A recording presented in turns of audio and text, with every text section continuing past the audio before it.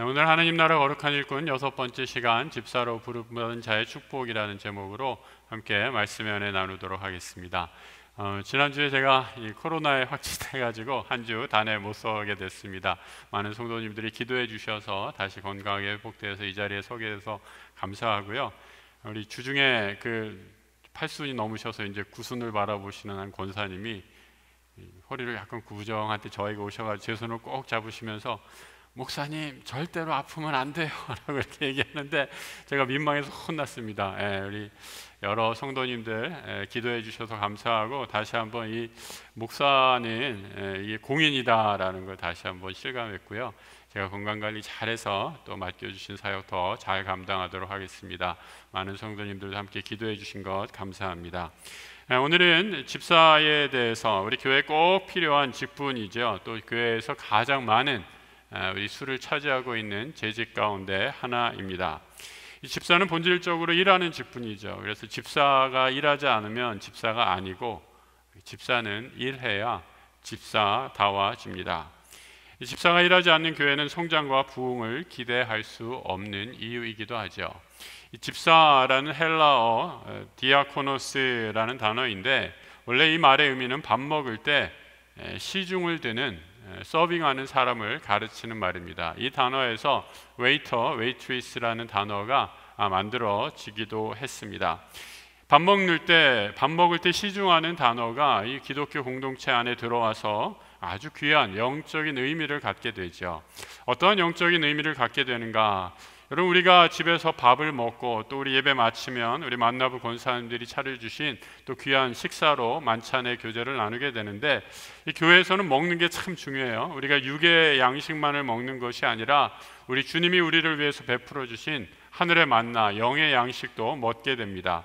그런데 이 영의 양식을 먹을 때 함께 이 영의 양식을 먹을 때 도움을 주는 모든 그런 일을 하는 사람을 집사라는 직분으로 그 의미가 확장이 된 것입니다. 우리 찬송가에도 그런 찬송이 있죠. 주는 나를 기르시는 목자요 나는 주님의 귀한 어린 양. 그러면서 주님이 나를 꼴을 먹이신다라고 이렇게 얘기하시는데 주님이 우리에게 꼴을 먹이신다라는 이런 말씀을 통해서도 우리 주님이 하신 중요한 사역 가운데 하나가 바로 영적인 차원에서 우리를 먹이시는 집사의 일을 하신 것이다 라고 이렇게 봐도 조금도 틀림이 없습니다. 그래서 성경에 있는 감독, 지금까지 우리가 살펴봤던 사도와 감독, 목사의 직분과 이 집사의 직분, 본질적으로는 하나도 차별이 없는, 차등이 없는 정말 귀한 직분 가운데 하나가 바로 집사의 직분입니다.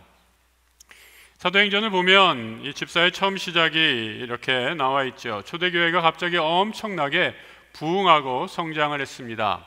많은 사람들이 모이고 하나님의 뜨거운 성령의 역사가 일어나게 되자, 성령의 역사가 일어나면 여러분 반드시 또 같이 드러나는 게 사탄이 활동하기 시작합니다.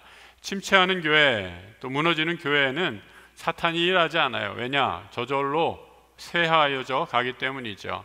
하지만 성령이 강권적인 역사 가운데 일어나는 불붙는 교회에는 사탄이 반드시 방해 활동을 하게 되죠.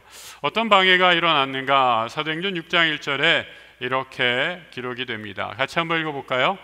그때 제자가 더 많아졌는데 헬라파 유대인들이 자기들의 과부들이 매일의 구제에 빠짐으로 히브리파 사람을 원망하니, 날로 부흥했는 교회에 문제가 생기게 됩니다.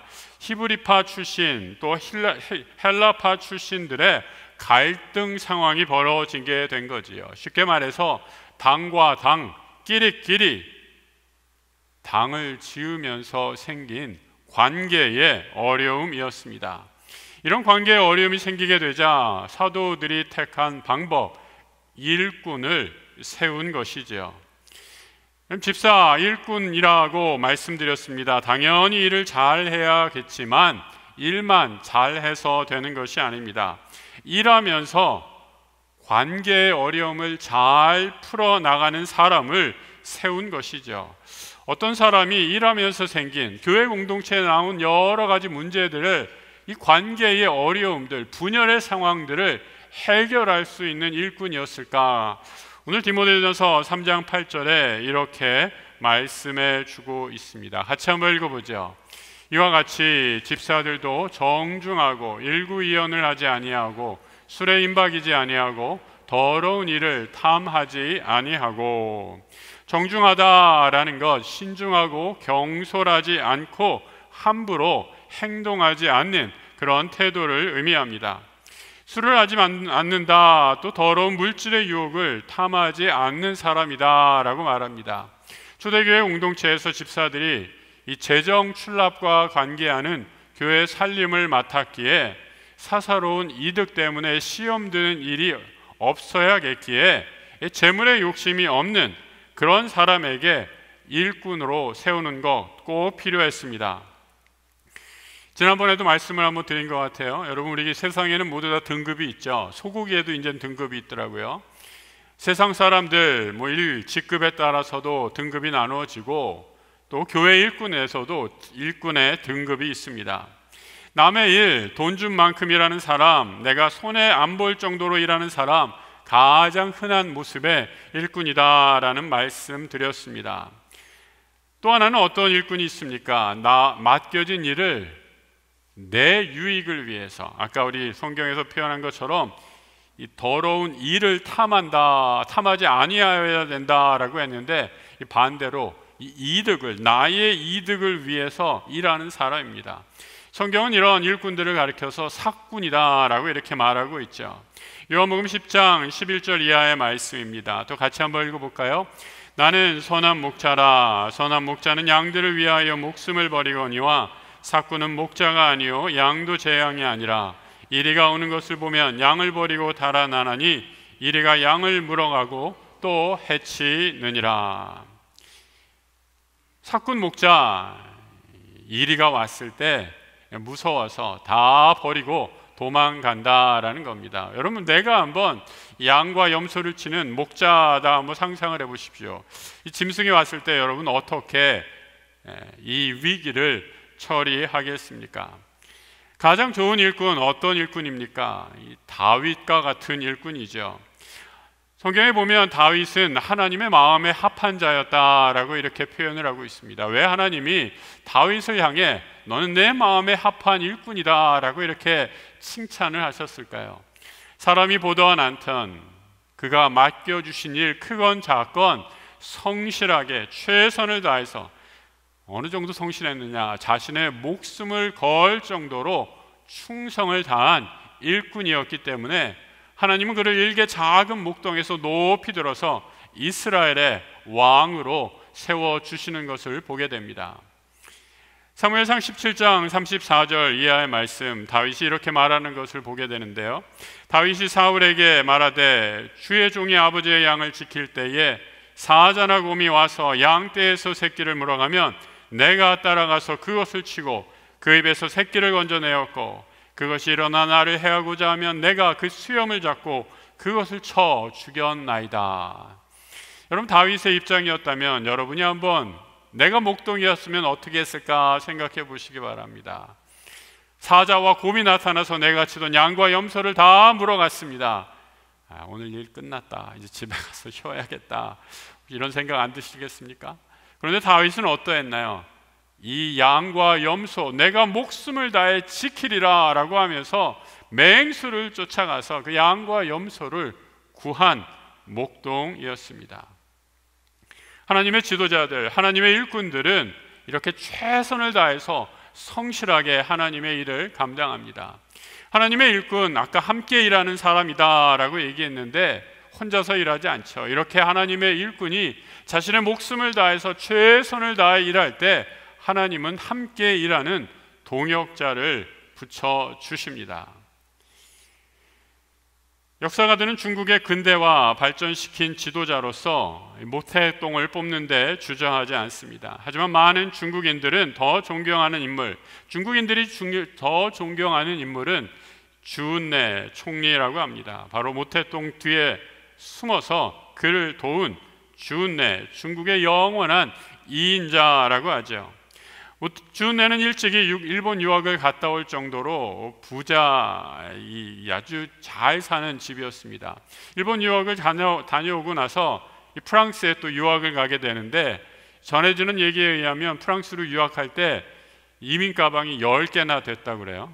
여러분, 그 시대에 이민 가방 10개를 들고 프랑스에 유학을 갈 정도니까 보통 부잣집 도령님이 아니죠.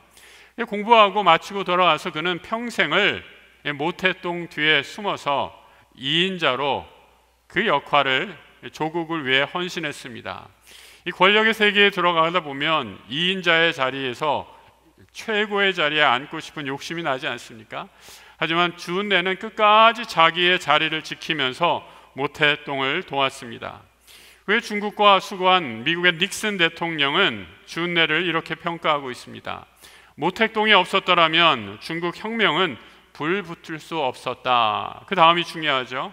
하지만 주은내가 없었더라면 그 불은 그저 재가 되어서 사라져 버렸을 것이다.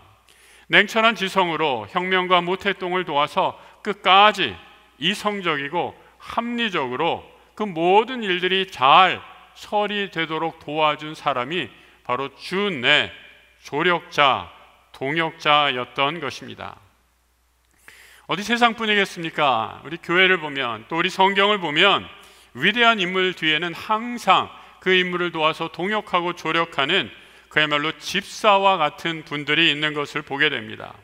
모세에게는 아론이 있었습니다. 바울에게는 바나바와 같은 헌신적인 집사, 동역자가 늘 함께 했습니다.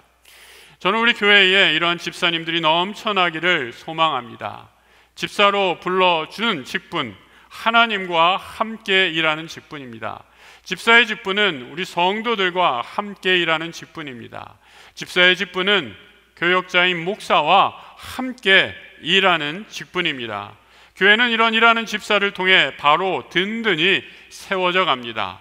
동역하는 귀한 집사님들을 통해서 주님의 몸된 교회가 더욱 든든히 서가기를 우리 주님의 이름으로 축복합니다. 두 번째로, 교회는 이 집사를 세울 때 검증된 일꾼을 세워야 한다라고 말씀하고 있죠. 내가 일꾼이 되고 싶다고 바로 집사의 직분을 세워지는 것이 아닙니다. 공동체의 검증을 받아야 하죠. 오늘 보면 10절을 같이 한번 읽어보겠습니다. 이에 이 사람들을 먼저 시험하여 보고 그 후에 책망할 것이 없으면 집사의 직분을 맡게 할 것이요 라고 말씀하죠. 성경에 집사를 위한 시험 과목인가 이런 것들이라도 있나라고 찾아보면 그런 것은 언급되어 있지 않습니다. 이 성경에 나와 있지 않은 것, 여러분들이 무리하게 상상력을 동원해서 하지 마시고 이 성경은 성경으로 풀어야 합니다. 그것이 바로 성경 해석학의 가장 중요한 원칙 가운데 하나이죠. 여기에서 나와 있지 않으면 다른 성경에는 어떻게 언급하고 있는가 찾아보는 것이 참 중요합니다. 사도행전 6장, 아까 잠시 말씀드렸는데 7 집사를 세울 때 어떻게 세웠는가, 그 기준이 언급이 되어 있습니다. 사도행전 6장 3절 이하의 말씀인데요, 같이 한번 읽어보죠. 형제들아, 너희 가운데서 성령과 지혜가 충만하여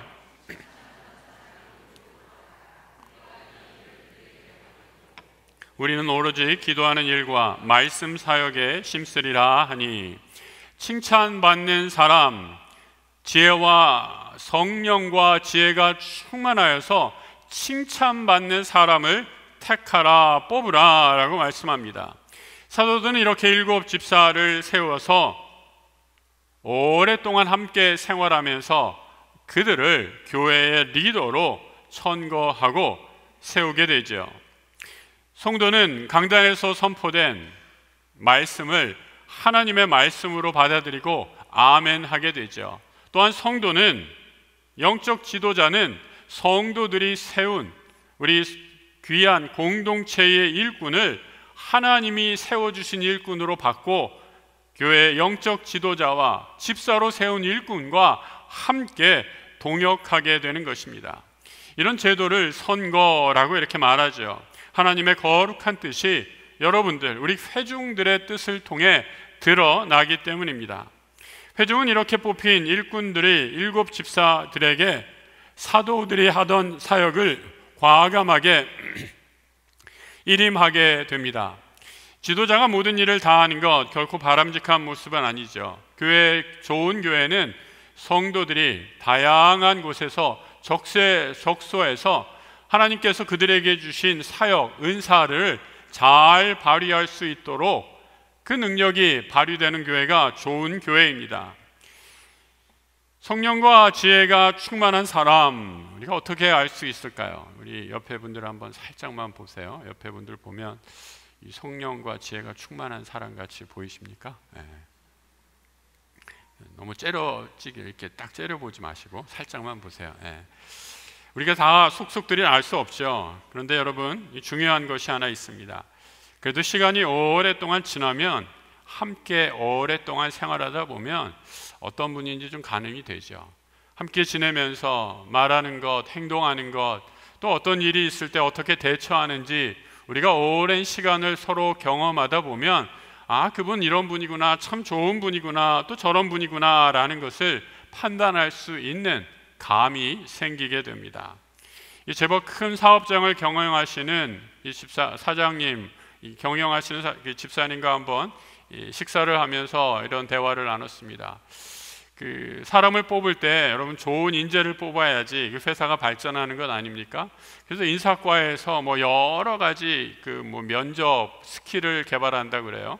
면접에 대한 질문들 여러 가지로 뭐 세심 항목들 막 만들어서 하고, 또 뭐 서류 스펙으로 이 경력 뭐 이력들을 다 꼼꼼히 확인하는 건 기본이죠.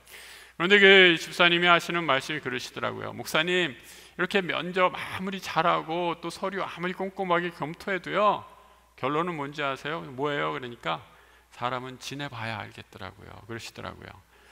서류도 좋고 뭐 정말 화려하고 정말 이 인재가 들어오면 우리 회사가 엄청 발전하겠구나 생각했는데, 막상 들어와서 일하다 보니까 회사에 얼마 안 돼서 큰 피해를 입히고 나간 사람이 있는가 하면, 어떤 사람은 별로 잘 할까라고 걱정했는데 들어와서 꾸준히 묵묵하게 일하다 보니 점점 그 능력이 성장해서 정말 회사에 꼭 필요한 그런 제목으로 성장하더라. 그래서 결론은 이거더라고요. 지내봐야 알겠습니다, 목사님. 그런 얘기를 하시는 거를 들었습니다. 저는 이 교회도 크게 다르지 않다라는 생각이 듭니다. 교회 안에서 여러분 좋은 칭찬 받는 분들, 나쁜 소리 듣는 게 아니라 좋은 칭찬 받는 분들 계시죠. 이 사람들의 입에 오르내리는 분들, 우리가 흔히 이렇게 표현하잖아요. 인구의 회자된다라고 이렇게 표현하고 있잖아요. 나쁜 일로 회자되는 것이 아니라 좋은 일에 회자되는 분들이죠. 회자, 이 한자 말인데 찾아보니까 육회 회자와 고기 자자를 씁니다. 육회회 고기자, 이게 아무 때나 먹는 음식이 아니에요. 이 제사상에만 먹는 음식인데 너무 귀해서 너무 맛있어서 이 제사상에 꼭 올라가는 육회와 고기처럼 이 일을 하는데 꼭 그 사람이 필요해. 좋은 소문이 성도들 뿐만 아니라 교육자들 사이에서 널리 퍼져서 그분들이 교회의 일꾼으로 세워져야 교회가 든든하게 서간다라고 말씀하고 있는 거죠. 요즘에는 여러분 워낙 우리 인구 이동이 많은 그런 시대에 살고 있습니다. 그리고 직장, 또 우리 자녀들 교육 때문에 어쩔 수 없이 이사하는 분들 보게 됩니다. 우리 교회에도 이 직장 문제로 교회 열심히 다니고 섬기시다가 우리 젊은 집사님들 이제 직장 문제로 이렇게 이주하시게 됩니다. 오랫동안 같이 교제하고 또 이제 이제 열심히 같이 일하시면 되겠구나 했는데 같이 훈련 받다가 이제 떠나시니까 목회자 입장에서 얼마나 아쉽고 안타까운 마음이 드는지 모릅니다. 근데 우리 한 젊은 집사님이 그러시더라고요. 목사님, 이제 100세 수명이라고 하는데 이제 뭐 저도 곧 나올 때가 돼서 이제 아마 이 일을 한 나이 70이 되도록 한 2개, 3개 정도는 가져야지 앞으로 먹고 살 수 있을 것 같아요 라고 이렇게 말하시면서 이 직장을 여러 군데로 알아보시고 있다라는 그런 말씀을 들었습니다. 여러분 떠나는 분들 보면은 참 안타깝죠. 근데 또 반면에 또 이렇게 새롭게 오시는 분들도 계십니다. 새로 오셔서 얼마 안 됐는데 교회 잘 적응하시고 또 여러 가지 모양으로 섬기시는 분들 볼 때 이 목사 마음으로는 당장이라도 재직에 임명해서 같이 일했으면 얼마나 좋을까라는 생각이 굴뚝 같습니다. 하지만 우리 성경은 그렇게 말씀해 주죠. 시간이 좀 필요하다라고 말합니다. 직장과 자녀 문제로 어쩔 수 없이 이사하지만 꼭 알아야 할 것이 있습니다. 꼭 어쩔 수 없는 경우를 제외하고 이 교회에 옮기는 것, 나의 신앙생활에 그리 좋은 것은 아닙니다. 믿음의 뿌리가 깊이 내리지 못하기 때문입니다. 한 교회에서 때로는 비바람이 불고 오늘처럼 폭우가 쏟아지는 날에도 교회에 나올 수 있는 믿음의 훈련을 하셔야 됩니다. 오늘 이렇게 비가 많이 오는데 오늘 오신 분들 여러분들의 믿음이 한 단계 더 업그레이드 된 줄 믿습니다. 대단하신 거예요. 그렇죠? 이렇게 막 비가 오는데 비가 막 쏟아지는데 이 교회에 오시고 이 예배를 사모하는 마음이 없이는 불가능한 것 아닙니까? 믿음의 뿌리가 깊이 내리지 못한다면 비바람이 불고 풍수가 나고 우리 삶이 흔들릴 때에 나도 흔들릴 수 있게 되기 때문입니다. 자리를 지키는 믿음, 뿌리 깊은 나무와 같은 믿음의 신앙인이 되어야 우리의 믿음이 더 자라나고 하나님이 하나님의 때에 하나님의 일꾼으로 쓰실 줄을 믿습니다. 먼저 시험해보라라는 것, 시간을 두고 살피라라는 의미도 있지만 늘 훈련받아야 한다라는 의미이기도 합니다. 홍수 나서 우리 지난주도 그렇고 이번 주도 얼마나 안타까운 사연들 또 이 안타까운 생명, 인명 피해들을 보게 되면서 마음이 무거운지 모르겠습니다. 홍수로 난 그런 피해 현장들을 보면서 이 뉴스를 보게 되면 이 재난 대비 매뉴얼이 또 제대로 작동되지 않았다라고 이렇게 말합니다. 얼마 전에 이 비행기 사고가 한 번 있었죠. 여러분 착륙하는 비행기에서 어느 승객이 비행기 문을 열었다는 거예요. 여러분 이 착륙을 안 했는데 비행기 문을 열면 어떻게 되겠어요? 이 기압이 비행기 안이랑 밖에 기압차가 엄청나게 차이가 많은데 문을 여니까 비행기 안이 순식간에 아수라장이 됐죠. 여러분 이 위기의 순간인데 하마터면 큰 사고가 날 수 있는 그런 위험한 순간이었는데 나중에 인터뷰 기사를 보니까 한 승객이 그러더라고요. 승무원들이 침착하게 대응을 해줘서 한 명도 다치지 않고 무사히 착륙할 수 있었다라고 이렇게 말하는 기사를 읽었습니다. 어떻게 이렇게 할 수 있었을까? 여러분 승무원들, 비행기 탄 승무원 되시는 분들은요 늘 그 재난 대비 상황을 훈련하죠. 훈련하고 또 훈련하고 또 훈련해서 그 재난 대비 상황이 몸에 밴 겁니다. 그래서 어려운 일이 있을 때 이렇게 저렇게 대처하라라는 것들이 몸으로 숙지하기 때문에 그대로 실행을 해서 그 위기를 극복해낼 수 있었던 거죠. 여러분 교회의 일꾼은 어떤 일꾼들입니까? 훈련을 게을리하지 않아서 기도와 말씀, 영적인 훈련, 몸으로 봉사하는 훈련을 게을리하지 않아서 교회가 위기에 있을 때 서로 손잡고 함께 일함으로 교회의 위기들을 극복해 나가는 훈련된 사람이 바로 교회의 일꾼입니다. 일꾼은 또한 술에 임박여서는 안 된다라고 말합니다. 술 먹지 말라고 해서 교회 일꾼 안 하시는 분들 계시다라고 제가 지난번에 한번 말씀드렸죠. 저는 그래서 얼마든지 술 드시면서 일하라고 권면합니다. 하지만 여러분 교회 일, 하나님 부름받은 것이 얼마나 좋은지 제대로 알게 된다면 술에 취해 몽롱한 정신으로 일할 때와는 비교할 수 없는 기쁨과 감사가 넘칠 줄 믿습니다. 하나님 나라 일꾼은 술 기운으로 일하는 것이 아니라 하나님이 주시는 성령의 기운으로 그 능력으로 일하는 일꾼이기 때문이죠. 마지막으로 집사, 이 집사의 부름받은 자의 가장 큰 축복이다라고 할 수 있는 것, 이 집사의 직분은 하늘의 상급이 기다리고 있기 때문입니다. 집사가 다른 뭐 어떠한 직분보다 사모할 만한 이유이기도 합니다. 우리 교회 교인분은 아니신데 평생 동안 이제 집사로 이렇게 조용히 섬기셨나 봐요. 근데 저랑 이렇게 처음 만났는데 그러시더라고요. 목사님, 저는 서리 집사입니다라고 이렇게 얘기하시면서 그 뒤에 한 마디를 더 붙이세요. 목사님, 저는 서리 집사 나부랭입니다 이러더라고요. 왜 나부랭인지 저를 모르겠어요. 여러분, 서리 집사가 왜 나부랭입니까? 전혀 성경적이지도 않고 아주 불신앙적인 그런 태도입니다. 집사는 정말 귀한 직분입니다. 우리가 잘못 착각해서 뭐 권사가 되고 안수 집사가 되고 장로가 되면 영광스러운 직분이고 서리 집사는 아무것도 아니다 이렇게 착각하시는 분들이 있는데 전혀 그렇지 않습니다. 말씀드린 것처럼 우리 모두가 하나님 나라 교회의 일꾼으로 부름받은 사람으로 직분 자체가 다 귀하고 귀한 섬김의 직분이죠. 이 직분 가운데 집사의 직분이 특별히 귀한 이유, 바로 하늘의 상급 때문입니다.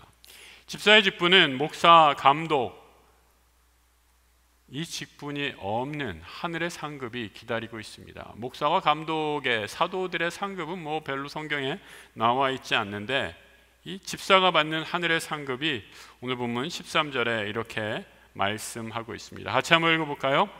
집사의 직분을 잘한 자들은 아름다운 지위와 그리스도 예수 안에 있는 믿음의 큰 담력을 얻느니라.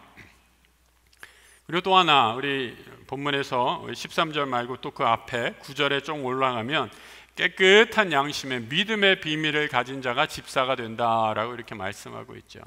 이 집사의 축복 가운데 하나는 믿음의 비밀을 가져서 믿음의 큰 담력을 얻게 되고 또 하나 아름다운 지위 얻게 된다라는 거죠. 이 공동체 안에 있는 많은 성도들, 그 성도들을 향한 존경과 감사를 한 몸에 받게 되는 그런 축복을 누리게 된다라는 겁니다.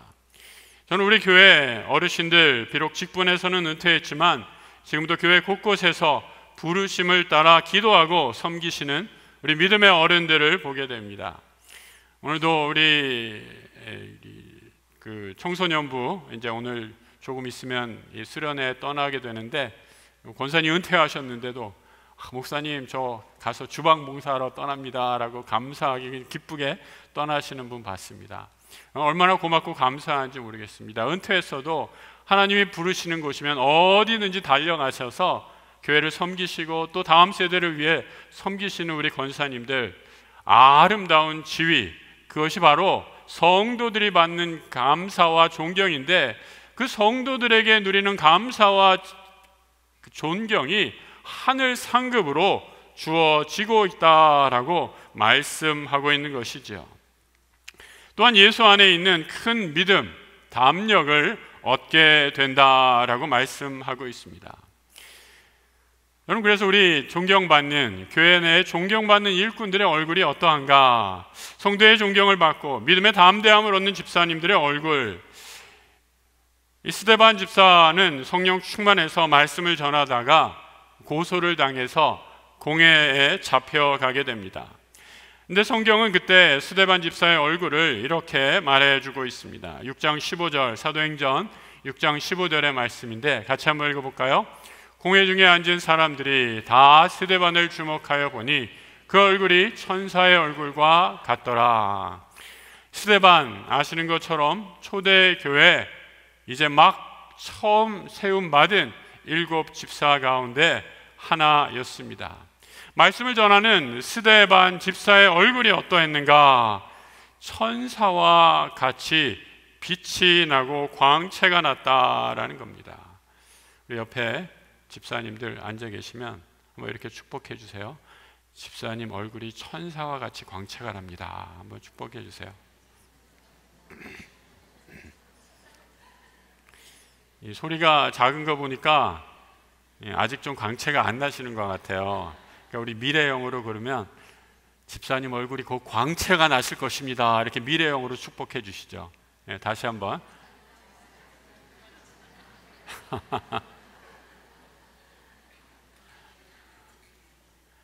여러분, 우리 성도의 얼굴은 뭐 좋은 화장품 발라도 광채가 나겠지만 여러분, 성도의 얼굴은 하나님께서 주신 평안과 은혜와 사랑, 그 기쁨 안에서 광채가 나는 천사와 같은 얼굴로 변하게 되는 줄로 믿습니다.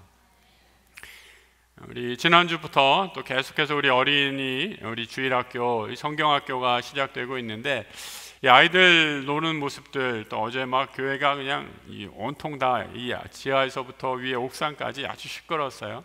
이 아이들 노는 걸 보니까 정말 천사와 같은 모습이더라고요. 이 천국의 모습이 이러하겠다라는 생각들을 하게 됩니다. 우리 부모님들, 우리 아이들을 위해서라면, 요즘 뭐 부모님들 다 하나, 많아야 둘 아닙니까? 정말 모든 걸 다 그냥 바치는 그런 열혈 부모님들 아닙니까? 근데 여러분들이 아무리 이 자녀를 위해서 뭐 학원비 되고 뭐 먹을 거 입힐 거 다 수고해도 여러분이 절대로 하나 못하는 거 하나 있어요. 뭔지 아세요? 제가 장담합니다. 애 또 낳아주는 거 못해요. 그죠? 제가 아는 우리 동기 목사님 한 분 계신데 개척하셔가지고 자녀를 7이나 두셨어요. 그래서 어떻게 키우세요? 이러니까 목사님 그러시더라고요. 그냥 뭐 저절로 굴러가요. 나도 어떻게 키우는지 모르겠다라고 하면서, 아이를 뭐 내가 키웁니까? 하나님이 키우지 하면서 그냥 아이들끼리 놔둬도 잘 굴러간다라고 하는 말씀 들었습니다. 여러분, 우리 아이들 이제 혼자 자라서 이제 대체로 막 외롭고, 아이들이 똑똑하긴 한데 굉장히 감성적으로, 정서적으로 여러분들이 어렸을 때 이 대가족 공동체에서 살아왔던 환경과 전혀 다른 환경에서 자라나고 있습니다. 그래서 요즘 이렇게 풍족한 시대에 자라는 아이들이 뭐가 약하냐? 멘탈이 약하다 그래요. 사회성이 좀 떨어지고요, 공감 능력이 좀 떨어진다 그래요. 왜냐? 혼자서 그냥 늘 혼자서 외동으로 우쭈쭈 하고 자라다 보니까 함께 살아가는 법을 모른다라고 이렇게 얘기를 하는 거죠. 근데 여러분, 이런 사회 구조 속에서, 뭐 다른 나라는 모르겠어요. 근데 우리나라 구조 속에서, 우리 대한민국 사회 속에서 아이들에게 좋은 환경을 제공해 주는 그 곳이 우리 교회 말고 또 어디가 있을까 생각해 봅니다. 우리 교회 한번 생각해 보세요. 여러분, 우리 어제 유년부 아이들 그냥 막 물놀이 하는데 아이들이 얼마나 신나는지, 이 위에 수영장 이렇게 아주 작은 풀을 하나 만들어 놨는데 온 몸이 그냥 흠뻑 젖어가지고 천사와 같이 그냥 재밌게 노는 모습을 보았습니다. 이 친구들이 그렇게 많은 것 경험해 보지 못하죠. 또 학교에 가면 담임 선생님 혼자인데, 교회에 오면 담임 선생님뿐만 아니라 청년부 언니 오빠 같은 선생님도 계시고, 아이들이 얼마나 즐겁게 지나면서 이 교회에서 사회성을 키우면서 자라나고 건강한 그런 믿음의 교제를 하는지 모릅니다. 저는 개인적으로 확신하는 것, 교회 학교에서 자란 아이들, 앞으로 우리가 살아갈 미래 사회에서 훨씬 더 사회성과 환경의 적응력이 뛰어날 것이다 라는 사실을 분명히 확신하게 됩니다. 아이들은 어려서부터 교회에서 함께 친구들과 뛰어놀면서 함께 지내는 법을 배우기 때문입니다. 미래 세대의 많은 학자들은 앞으로 리더는 상상력과 남을 이해하는 공감 능력이 뛰어난 아이들이 성공할 것이다 라고 말해 주고 있는 이유이기도 합니다. 여러분, 우리 자녀들이 자라나고 있습니다. 우리 자녀들이 여러분들이 키운 이 교회, 이 믿음의 공동체, 앞으로 이어가야 할 일꾼으로 성장해야 합니다. 우리 앞으로 자라날 우리 자녀들을 위해 더 기도하고 또 기도하고, 그 아이들도 우리를 뒤따라 하나님 나라의 귀한 일꾼으로 성장할 수 있도록 계속해서 하나님 나라의 일꾼들을 배출해내는 우리 약수교회가 되기를 우리 주님의 이름으로 축복합니다. 함께 기도하겠습니다. 하나님 아버지, 우리 교회 약수교회를 축복해 주시기 원합니다. 주님 핏값으로 사신 모험된 교회에 귀한 일꾼을 많이 세워주시고, 충성된 일꾼을 통해 우리 교회가 더욱더 든든히 세워지는 은혜 허락하여 주옵소서. 세상에 즐겁고 신나는 일 많고도 많지만 성령 충만하여 교회 일꾼으로 섬기는 것보다 더 귀하고 복되고 신나는 일이 없다는 것을 몸으로, 삶으로 체험하는 우리 모든 교우들 되게 하여 주옵소서. 성경학교 또 수련회 중인 우리 자녀들, 어려서부터 이 귀한 신비를 깨달아 우리의 자녀들도 장차 교회를 든든히 세워가는 주의 일꾼으로 자라나게 하여 주옵소서. 교회의 주인이신 우리 주 예수 그리스도의 이름으로 기도드립니다. 아멘.